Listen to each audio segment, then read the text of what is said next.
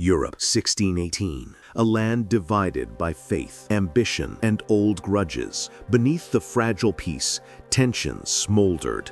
Between kings and princes, Catholics and Protestants, empires and rising powers. Then the spark was struck. What followed was no ordinary war, but a cataclysm that raged for 3 decades, consumed entire generations, and left millions of dead. The 30 Years' War was not just a struggle for religion or territory.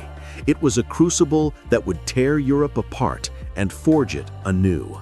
What began as a localized dispute in the Holy Roman Empire spiraled into a continent-wide inferno. Armies marched across scorched fields, mercenaries looted villages, and famine stalked the land as relentlessly as the sword. No corner of Central Europe was spared. Once prosperous towns were reduced to ashes.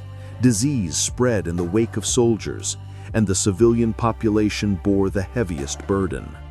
The war was as much about power as it was about piety. Protestant and Catholic states fought not only to defend their faith, but to secure dominance in an unstable world. The Habsburg emperors dreamed of restoring imperial authority, while rival kingdoms, France, Sweden, Denmark, seized the chance to carve out their own influence. Alliances shifted like shadows. Today's ally could be tomorrow's enemy. By the time peace was finally signed in 1648, Europe was unrecognizable. Borders had been redrawn, empires weakened, and the idea of religious coexistence, however fragile, was forced into the political order. Yet the price was staggering. Villages vanished from the map. Regions lost half their population, and the memory of devastation would haunt generations to come. The 30 Years' War was not just Europe's bloodiest conflict of the era.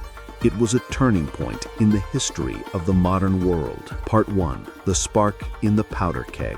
Our story begins in Prague, at the heart of the Holy Roman Empire, a sprawling, chaotic patchwork of kingdoms and principalities, loosely bound under the Catholic Habsburg Emperor. For decades, the empire simmered with tension, Catholics and Protestants eyeing one another with suspicion, a fragile peace threatening to collapse at any moment. In Bohemia, those fears sharpened to a point. The Protestant nobility, already uneasy about their dwindling rights, now faced the rise of a fervent Catholic monarch, Ferdinand II. Many believed he would strip away their freedoms and force the land back under Rome's iron grip. Then came May 23, 1618.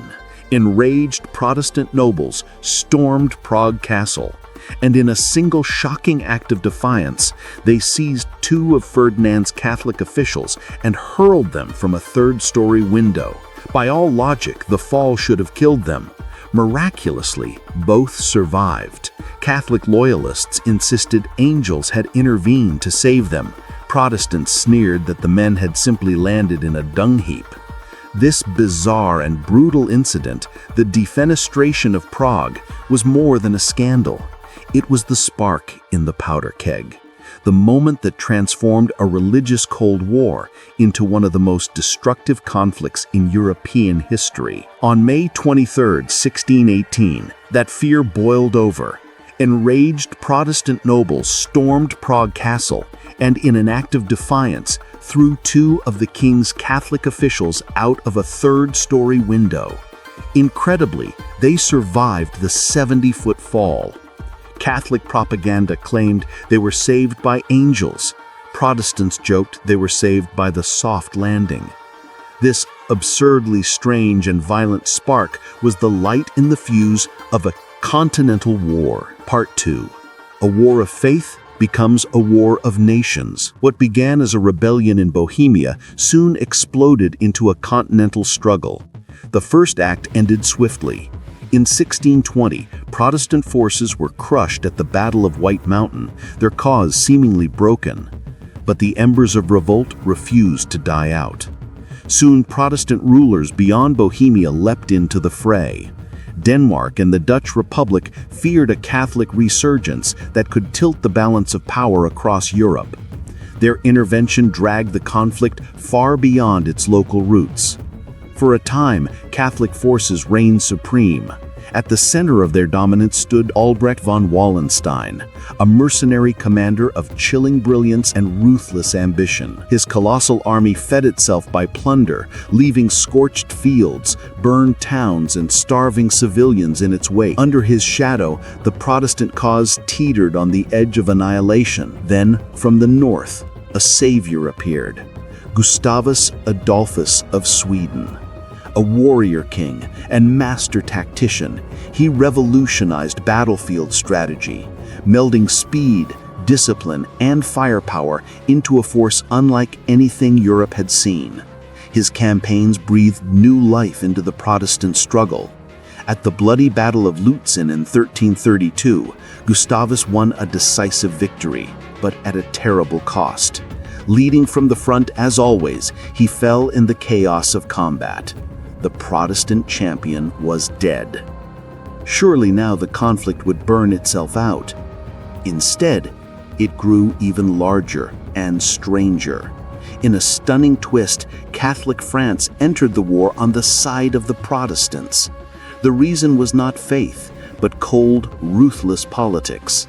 Cardinal Richelieu, France's cunning architect of power, feared the growing might of the Habsburg dynasty more than he cared about defending Catholicism. The 30 Years' War was no longer a clash of religions. It had become a cage match for dominance of Europe itself. Part 3. The Apocalypse. The final decade of the war was less a campaign than a nightmare. Europe had become a wasteland of broken armies and starving peasants. With no steady pay, vast bands of mercenaries lived by plunder alone, stripping villages bare, burning fields, and leaving only ash and corpses behind. Where soldiers marched, famine followed.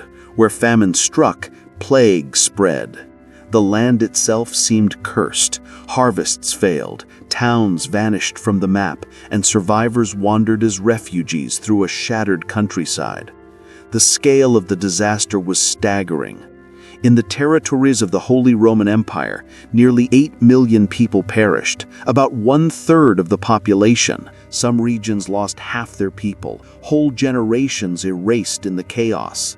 What remained was a demographic and economic crater so deep that Germany would not recover for more than a century. By the 1640s, the 30 Years' War had ceased to resemble its beginnings. It was no longer about faith or even politics. It was sheer survival. To many who lived through it, it must have felt like the end of the world. Part 4.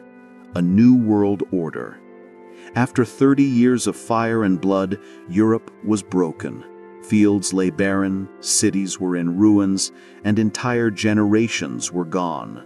At last, in 1648, the exhausted powers sat down to negotiate peace.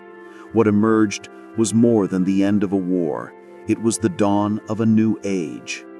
The Peace of Westphalia was revolutionary. For the first time, states were formally recognized as sovereign, masters of their own affairs, free from the dictates of emperor or pope. It marked the birth of the modern system of nation-states, where diplomacy, treaties, and the balance of power would dictate politics far more than religion ever again. The war that began as a holy struggle ended by redrawing the very rules of international order. Religion was no longer the engine of Europe's wars. In its place came the cold logic of realpolitik. The 30 Years' War was an apocalypse, a scar carved deep into the heart of Europe. Yet out of its ashes rose a new order, one forged in suffering and sealed in compromise. Its final lesson was written in the blood of millions. That no matter how bitter, diplomacy is always better than destruction. Forget that lesson, and history is doomed to repeat itself.